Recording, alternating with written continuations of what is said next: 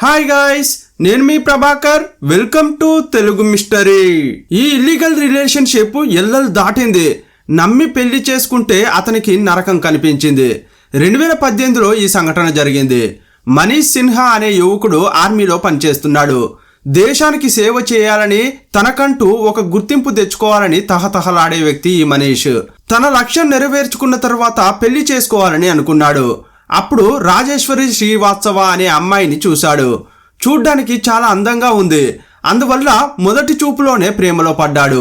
అదే విషయం ఆమెకు కూడా చెప్పినప్పుడు అతడిని ఆమె కూడా ఇష్టపడింది. పైగా అతడు ప్రభుత్వ ఉద్యోగం చేస్తున్నాడు. అందువల్ల ఆమె కూడా సమ్మతించింది. 2018 ఫిబ్రవరిలో పెళ్లి చేసుకున్నారు. కానీ మిలిటరీ ఉద్యోగం అంటే ఎలా ఉంటుంది? అనుకున్నప్పుడు సెలవులు దొరికే పరిస్థితి ఉండదు. పెళ్లి కాగానే మనీష్ డ్యూటీకి వెళ్ళిపోయాడు. కొన్ని నెలల తర్వాత సెలవుల మీద తిరిగి వచ్చాడు. ఫిబ్రవరిలో పెళ్లి చేసుకుని వెంటనే డ్యూటీకి వెళ్లిన మనీష్ 4 నెలల తర్వాత అంటే జూన్లో సెలవులపై తిరిగి వచ్చాడు. కొత్తగా పెళ్లైన దంపతులకు కాస్త జాలీగా గడపడానికి అప్పుడు సమయం దొరికింది. అందువల్ల వారు చాలా ఎంజాయ్ చేయాలని ప్లాన్ వేసుకున్నారు. కానీ ఈ మనీష్కు ఎక్కువ రోజులు సెలవులు దొరకలేదు. అందువల్ల ఈ తక్కువ సమయంలో వీలైనంత ఎక్కువ జ్ఞాపకాలను మదిలో పదిలం చేసుకోవాలని అనుకున్నారు. నేపాల్కు 3 రోజుల ట్రిప్పు కోసం 2018 జూన్ 1వ తేదీన బయలుదేరారు. బైరహవా అనే చోట ఒక హోటల్లో దిగారు. 2 రోజులు రెక్కలు విప్పుకుని విహరించారు. హద్దుల్లేని సంతోష సాగరాన్ని మదించారు. 3వ రోజు తిరుగు పయనం అయ్యారు. ఆ రోజు బయలుదేరితేనే మనీష్ మళ్ళీ ఉద్యోగానికి వెళ్ళడానికి అనువుగా ఉంటుంది. కానీ రాజేశ్వరి మాత్రం కేవలం 2 రోజులే ఉన్నాం, అంతలోనే వెళ్ళిపోవాలా? నేపాల్లోని ప్రకృతి అందాలు బాగా నచ్చాయి. ఇక్కడి నుంచి వెళ్ళాలంటే మనసే రావట్లేదు. నాకు మరో 2 రోజులు ఉండాలని ఉంది. దయచేసి నా కోసం ఉండవచ్చు కదా అని అంది. భార్య అంత ప్రేమగా అడుగుతుంటే అతనికి కూడా ఉండాలనే ఉంది. కానీ అతనిపై చాలా పెద్ద బాధ్యత ఉంది. అందువల్ల ఇలాంటివి త్యాగం చేయక తప్పదు అని మనీష్కు బాగానే తెలుసు. తనెలాగూ ఉండడం కుదరదు. కనీసం నా భార్య అయినా సంతోషంగా ఉంటే బాగుంటుంది కదా అని అతనికి అనిపించింది. నేను ఇంకో 2 రోజులు ఉండి వస్తా, కావాలంటే నువ్వు వెళ్ళు అని భార్య అంది. ఇది దేశం కాని దేశం. మరి నేపాల్లో జాగ్రత్తగా ఉండవని భార్యకు చెప్పిన మనీష్ తనొక్కడే ఇండియాకు బయలుదేరాడు. సాధారణంగా హనీమూన్కి వెళ్ళిన భార్యాభర్తలు ఒంటరిగా వస్తే కుటుంబ సభ్యులు ఎంత భయపడతారు? అలాగే ఇక్కడ కూడా జరిగింది.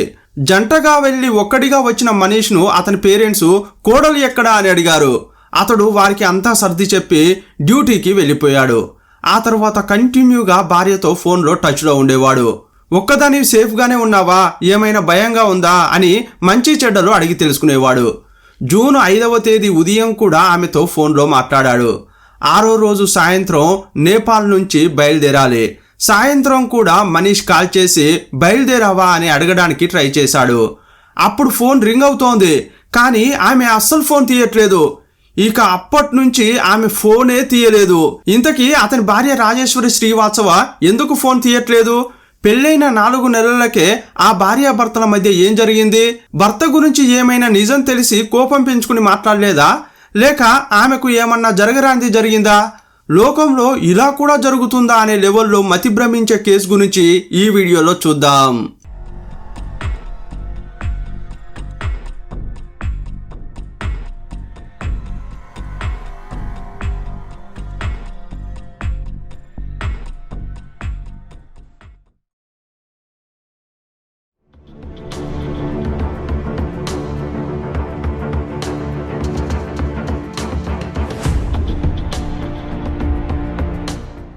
రాజేశ్వరికి మనీష్ ఎన్నిసార్లు కాల్ చేసినా తీయట్లేదు. కానీ వాట్సాప్లో చాటింగ్ చేస్తోంది. అందువల్ల వాట్సాప్ కాల్ చేశాడు. అప్పుడు కూడా కాల్ కట్ చేసి వాట్సాప్లో మెసేజ్ పెట్టింది. ఫేస్బుక్తో పాటు ఇతర సోషల్ మీడియాల్లో యాక్టివ్గా ఉంది. ఇదంతా మనీష్కు వింతగా అనిపించింది. అప్పటికే కుటుంబ సభ్యులు, చుట్టాలు పక్కాలు, స్నేహితులంతా రాజేశ్వరి ఎప్పుడు వస్తుందని అడుగుతున్నారు. ఇక ఆలస్యం చేయకూడదని వెంటనే నేపాల్ బయలుదేరాడు. వారు దిగిన హోటల్కు వెళ్ళి విచారించాడు. కానీ వారు చెప్పిన సమాధానం విని షాక్ అయ్యాడు. మీరు వెళ్ళిన మరుసటి రోజే మీ భార్య చెక్అవుట్ చేసిందని హోటల్ వాళ్ళు చెప్పారు. అప్పుడు మనీష్కు ఏం చేయాలో తెలియట్లేదు. భార్య కోసం ఆ చుట్టుపక్కల మొత్తం వెతికాడు. పెళ్ళైన 4 నెలలకే భార్య ఇలా కనిపించకుండా పోవడంతో అతని వేదనకు అంతే లేకుండా పోయింది. నేపాల్ పోలీసులకు కంప్లైంట్ చేశాడు. కొన్ని రోజులు వెతికి ఇండియాకు తిరిగొచ్చాడు. ఈ విషయం రాజేశ్వరి సోదరుడు అమర్ ప్రకాష్కు తెలిసింది. జూన్ 24వ తేదీన మనీష్పై అతడు కేసు పెట్టాడు. ఈ మనీషే చంపేసి ఉంటాడని అనుమానించాడు. పోలీసులు కేసు నమోదు చేసి మనీష్ను విచారించారు. ఒకవైపు భార్య కనిపించకుండా పోయి నరకం అనుభవిస్తున్న అతడు మరోవైపు విచారణ పేరుతో పోలీసులు గుచ్చి ప్రశ్నలు అడుగుతుంటే ఎంతో వేదన అనుభవించాడు. అప్పుడు జరిగిందంతా పోలీసులకు చెప్పాడు. సార్, మేము జూన్ 1వ తేదీన నేపాల్ వెళ్తే 3వ తేదీన తిరిగి వచ్చాను. 5వ తేదీ ఉదయం వరకు నా భార్య నాతో ఫోన్లో మాట్లాడింది. కానీ ఆ తర్వాత ఫోన్లో మాట్లాడలేదు. కానీ నా భార్య ఫోన్ ఇంకా యాక్టివ్గానే ఉందని చెప్పాడు. అప్పుడు ఆమె ఫోన్ లొకేషన్ ఎక్కడ చూపిస్తుందా అని పోలీసులు వెతికారు. అస్సాంలోని గౌహతిలో ఆమె లొకేషన్ చూపించడంతో పోలీసులు గందరగోళానికి గురయ్యారు. యాక్చువల్గా మనీష్ బీహార్లోని గురుగాపూర్కు చెందిన వ్యక్తి. ఉత్తరప్రదేశ్లోని గోరఖ్పూర్కు చెందిన రాజేశ్వరి మనీష్ను పెళ్లి చేసుకున్న తర్వాత గురుగాపూర్లోనే ఉండేది. అక్కడి నుంచి నేపాల్కు హనీమూన్కు వెళ్లిన ఆమె సెల్ ఫోన్ లొకేషన్ సడన్ గా గౌహతిలో చూపించడంతో ఎన్నో అనుమానాలు కలిగాయి. మొదటగా మనీష్ యొక్క వాంగ్మూలం తీసుకున్నారు. ఆ తర్వాత అతని ఫోన్ లొకేషన్ను చెక్ చేశారు. అతడు నేపాల్ నుంచి ఇంటికి తిరిగి వచ్చిన తర్వాత అతని భార్య ఫోన్ ఎక్కడెక్కడైతే లొకేషన్లు చూపించిందో ఆ చోట అతని మొబైల్ లొకేషన్ చూపించలేదు. అందువల్ల మనీష్ సిన్హాకు అతని భార్య మిస్సింగ్కు సంబంధం లేదని నిర్ణయించుకున్నారు. అందువల్ల అతన్ని పోలీసులు వదిలేశారు. ఇప్పటి వరకు ఈ కేసును ఉత్తరప్రదేశ్లోని స్థానిక పోలీసులు హ్యాండిల్ చేశారు.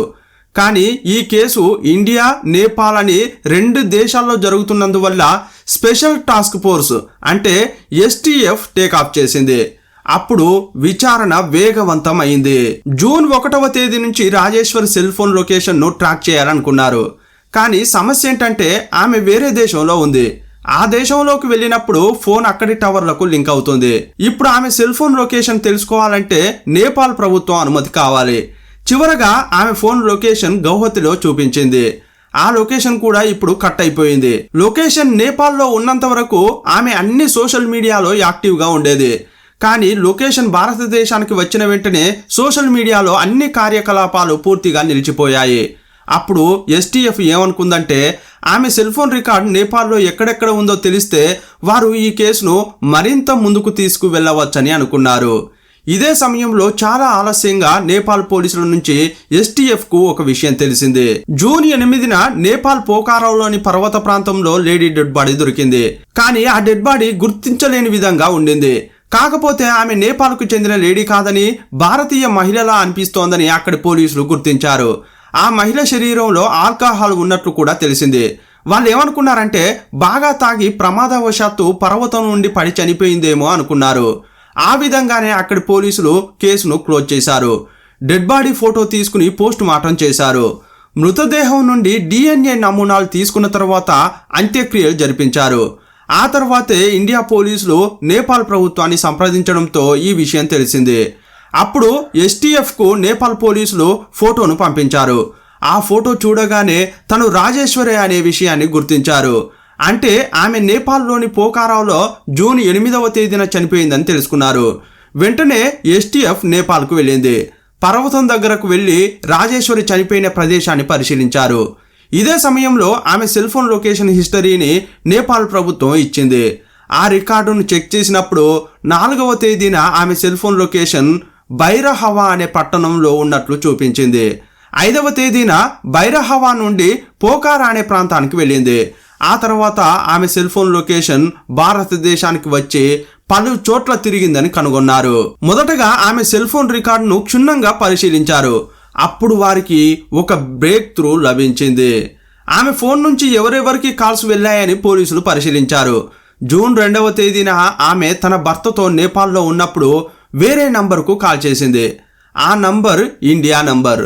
ఆ నంబర్ను తీసుకుని ట్రాక్ చేశారు. ఆ నంబర్ జూన్ 4వ తేదీన నేపాల్ సరిహద్దుల్లోకి వచ్చినట్లు తెలిసింది. ఆమె జూన్ 2వ తేదీన ఫోన్ చేసిన నంబర్ 4వ తేదీన నేపాల్లోకి వచ్చింది. ఇప్పుడు ఆ నంబర్ ఎవరిదో తెలుసుకుంటే రాజేశ్వరికి ఏమైందో తెలుసుకోవడం ఈజీ అవుతుందని పోలీసులు అనుకున్నారు. ఇంతకీ ఆ నంబర్ ఎవరిదని చెక్ చేస్తే అతడు డాక్టర్ అని తెలిసింది. అతని పేరు డాక్టర్ ధర్మేంద్ర ప్రతాప్ సింగ్. అతను యూపీలోని గోరఖ్పూర్లో ఆసుపత్రిని నడుపుతున్నాడు. జూన్ 4వ తేదీన నేపాల్లోకి రోడ్డు మార్గం ద్వారా ఎవరెవరు వచ్చారని చెక్ చేసినప్పుడు ఈ డాక్టర్ ధర్మేంద్ర ప్రతాప్ వచ్చినట్లు తెలిసింది. తన డ్రైవర్ ప్రమోద్ కుమార్ సింగ్ కారు నడుపుతుండగా ధర్మేంద్ర లోపలకు ఎంటర్ అయినట్లు నేపాల్ అధికారులు పర్మిట్ జారీ చేశారు. పోలీసులు ఇంకా లోతుగా విచారించినప్పుడు వారితో పాటు మరొక వ్యక్తి కూడా వచ్చాడు. అతడు దీపక్. ఆ వ్యక్తి ధర్మేంద్ర ఆసుపత్రిలో పనిచేసేవాడు. ఈ ముగ్గురు ఒకే కారులో నేపాల్ సరిహద్దుకు వచ్చారు. దాన్ని నిర్ధారించుకోవడానికి ముగ్గురి సెల్ ఫోన్ లొకేషన్లను చెక్ చేశారు. జూన్ 4 నుంచి జూన్ 7 వరకు ముగ్గురు కలిసి ప్రయాణించారు. దానికి సంబంధించిన సాక్ష్యాలను సేకరించారు. ధర్మేంద్ర నేపాల్లోకి ప్రవేశించిన వెంటనే తన ఇండియా నంబర్ను ఉపయోగించకుండా తన పేరు మీద నేపాల్లో కొత్త నంబర్ కొన్నాడు. అతను ఆ నంబర్ ద్వారా రాజేశ్వరితో మాట్లాడాడు. అతను నేపాల్లో కొన్న నంబర్ను ఉపయోగించి లొకేషన్ మరియు కాల్ హిస్టరీని చెక్ చేశారు. జూన్ 4 నుంచి వారిద్దరూ కలిసి ప్రయాణం చేసినట్లు కనిపెట్టారు. ఉత్తరప్రదేశ్లోని గోరఖ్పూర్లో డాక్టర్ ధర్మేంద్రకు ఒక ఆసుపత్రి ఉంది. అదే ఊర్లో 2006లో ఈ రాజేశ్వరి శ్రీవాత్సవ తల్లిదండ్రులు, ఇద్దరు సోదరులతో కలిసి నివసించేది.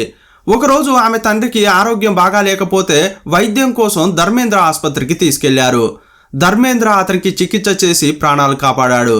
అప్పటి నుంచి డాక్టర్ ధర్మేంద్రకు రాజేశ్వరికి మధ్య పరిచయం ఏర్పడింది. తరచుగా ఫోన్లో మాట్లాడుకునేవారు. కొన్ని రోజుల్లోనే ప్రేమలో పడ్డారు. ఆ తర్వాత శారీరక సంబంధం కూడా పెట్టుకున్నారు.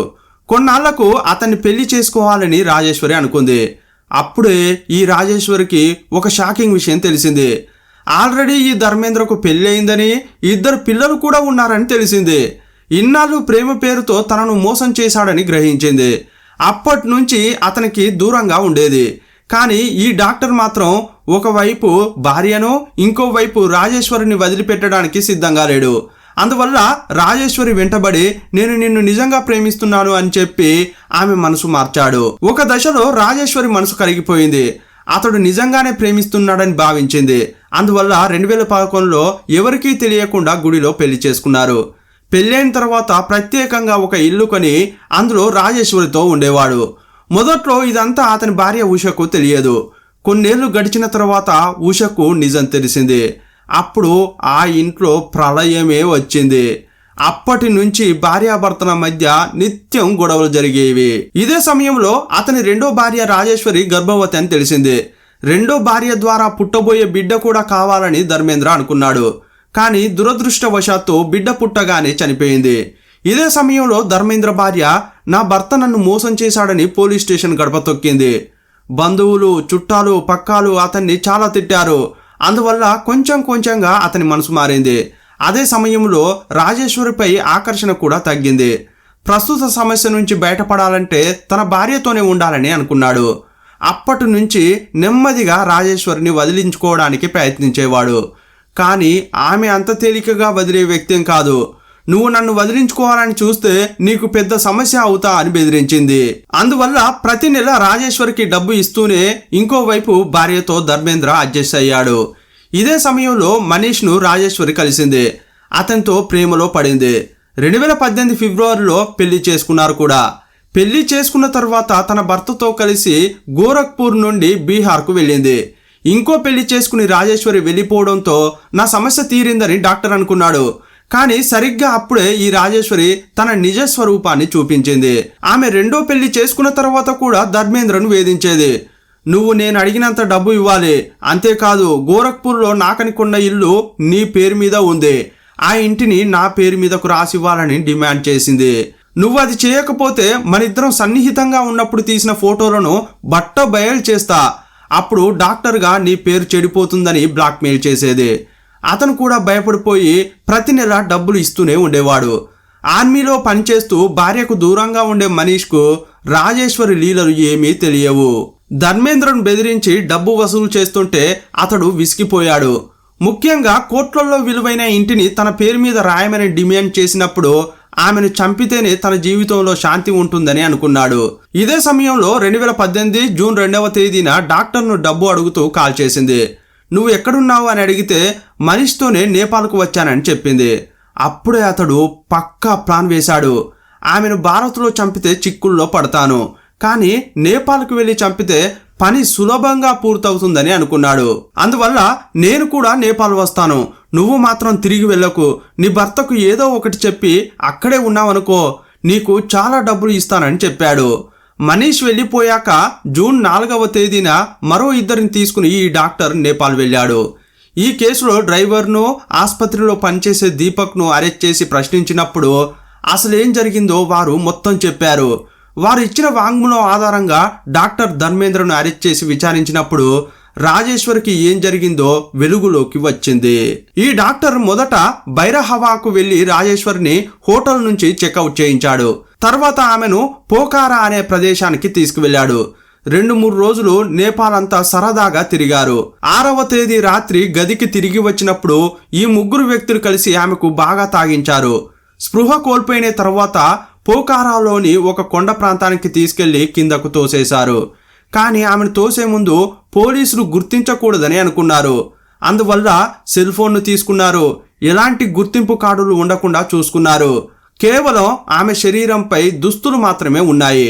ముఖాన్ని కూడా గుర్తించకుండా చేశారు. 2 రోజులకు అంటే 8వ తేదీన నేపాల్ పోలీసులు ఆమె మృతదేహాన్ని కనిపెట్టారు. తర్వాత పోలీసులను కన్ఫ్యూజ్ చేయాలనుకున్న డాక్టర్ తనకు తెలిసిన వ్యక్తి ద్వారా ఆమె ఫోన్ను గౌహతికి పంపించాడు. ఆ వ్యక్తి కొద్ది రోజులు గౌహతిలో పలు చోట్ల తిరిగాడు. ఆ తర్వాత ఫోన్ స్విచ్ ఆఫ్ అయింది. సూపర్గా ఇన్వెస్టిగేషన్ చేసిన పోలీసులు చివరకు డాక్టర్ ధర్మేంద్రతో పాటు అతనికి సహకరించిన మరో ఇద్దరిని పట్టుకున్నారు. తన దగ్గర పనిచేసే 2 వ్యక్తులకు ధర్మేంద్ర మాయమాటలు చెప్పి వారితో కలిసి రాజేశ్వర్ని చంపాడు. కానీ అతని మాటలు నమ్మి అతడు ఇచ్చే డబ్బుకు ఆశపడిన ఆ 2 వ్యక్తులు ఇప్పుడు జైల్లో ఊచలు లెక్క పెడుతున్నారు. ఈ కేసు విచారణ ఇంకా కొనసాగుతోంది. సాధారణంగా ఏ కేసులోనైనా చనిపోయిన వారిపై కాస్త కనికరం కలుగుతుంది. వారి చావును చూసి పాపం అనిపిస్తుంది. కానీ ఈ కేసులో రాజేశ్వరి కంటే మనీష్ను చూస్తేనే పాపం అనిపిస్తోంది. రాజేశ్వరిని ఎంతో ఇష్టపడి పెళ్లి చేసుకుంటే అతన్ని ఆమె మోసం చేసింది. మొదటి భర్తతో కాంటాక్ట్లో ఉండి డబ్బు కోసం అతన్ని బెదిరించింది. ఇదంతా తెలియకుండా తన భార్యతో మనీష్ జీవితాన్ని గడిపాడు. కానీ అతను మాత్రం నేపాల్లో భార్యను ఒంటరిగా ఎలా వదిలి వచ్చాడో అర్థం కాని విషయం. హనీమూన్కు వెళ్లిన వారు భార్యను వేరే దేశంలో ఒక్కదాన్నే ఉంచి ఎవరైనా వస్తారా? ఈ విషయం మాత్రం మింగుడు పడని విషయం. ఈ కేసును చూస్తుంటే మనుషులు ఎంత దిగజారి హీనంగా ప్రవర్తిస్తున్నారో అర్థమవుతుంది. ఈ డాక్టర్ ధర్మేంద్ర మంచి పొజిషన్లో ఉన్నాడు. సమాజంలో అతనికంటూ ఒక గౌరవం ఉంది. కానీ అతడు చేసిన పని చాలా దారుణం. ఆల్రెడీ పెళ్ళైన ధర్మేంద్ర మాయమాటలు చెప్పి రాజేశ్వరిని తన వైపు తిప్పుకున్నాడు. అప్పుడు నిజంగానే రాజేశ్వరి అతన్ని ప్రేమించింది. ఒక డాక్టర్ తన భర్త కాబోతున్నాడని తనకు పట్టిన అదృష్టాన్ని తలుచుకుని సంతోషపడింది. కానీ అతడు నక్కజిత్తుల మారి అని తనను మోసం చేస్తున్నాడని గుర్తించలేకపోయింది. ఆల్రెడీ అతనికి పెళ్ళై 2 పిల్లలు కూడా ఉన్నారని తెలిసిన తర్వాత దూరంగా ఉండేది. కానీ అప్పుడు కూడా ఆమెను ప్రశాంతంగా ఉండనివ్వలేదు. ప్రేమ దోమ అని వెంటపడ్డాడు. తన మాటలతో నమ్మించి చివరకు రాజేశ్వరిని 2వ పెళ్లి చేసుకున్నాడు. కానీ ఈ విషయం అతని భార్యకు కూడా తెలిసినప్పుడు ఇంట్లో ప్రతిరోజు గొడవలే అయ్యాయి. భర్త 2వ పెళ్లి చేసుకున్నాడని తెలిస్తే ఏ భార్య అయినా మంచి పని చేశావని నెత్తిన పెట్టుకుని ఊరేగుతుందా? తనకు తన పిల్లలకు అన్యాయం జరగొద్దని ఉష గట్టిగా ఫైట్ చేసింది. అప్పుడే ధర్మేంద్రకు విషయం బోధపడింది. అతడు 2వ పెళ్లి చేసుకుని ఎంత తప్పు చేశాడో తెలుసుకున్నాడు. ఒకవైపు భార్య మెంటల్ టార్చర్, ఇంకోవైపు రాజేశ్వరిపై మోజు కూడా తీరడంతో భార్యా పిల్లలతోనే ఉండాలని నిర్ణయించుకున్నాడు. అందువల్ల రాజేశ్వరిని దూరం పెట్టడం స్టార్ట్ చేశాడు. కానీ అతన్ని నమ్మి వచ్చిన ఆమె నా గతి ఏం కావాలని అడిగింది. తను బతకడానికి మెయింటెనెన్స్ డబ్బులు అడిగేది. కానీ ఎప్పుడైతే తను ఉంటున్న ఇంటిని తన పేరు మీద రాయాలని డిమాండ్ చేసిందో అప్పుడే ఆమెను చంపాలని ఈ ధర్మేంద్ర అనుకున్నాడు. ఇలాంటి టైంలోనే మనీష్పై రాజేశ్వరి మనసు పడింది. అతనితో పెళ్లి కూడా జరిగింది. ఆల్రెడీ ధర్మేంద్రతో పెళ్లి జరిగి చాలా ఇబ్బందులు పడుతున్న ఆమెకు మంచి జీవితం లభించింది. అవన్నీ మర్చిపోయి కొత్త జీవితం ప్రారంభించి ఉంటే ఇప్పటికీ ఆమె ప్రాణాలతో ఉండేది. కానీ ఆమె 2 పడవల్లో కాలు పెట్టింది. ఒకవైపు మనీష్తో ఉంటూనే ఇంకోవైపు ధర్మేంద్రను డబ్బు కోసం, ఆస్తి కోసం వేధించింది. తప్పులు చేయడం మానవ సహజం. అందరికీ తాము చేసిన తప్పును సరిదిద్దుకుని మరొక జీవితాన్ని పొందేందుకు 2వ అవకాశం లభించదు. కానీ ఆమెకు ఆ అవకాశం లభించింది. దేవుడిచ్చిన ఆ అవకాశాన్ని ఆమె సరిగా ఉపయోగించుకోలేకపోయింది. ఈ కేసుపై మీ అభిప్రాయం ఏంటో కామెంట్ బాక్స్లో రాయండి. మరో వీడియోలో మళ్ళీ కలుసుకుందాం. అప్పటి వరకు బాయ్ బాయ్.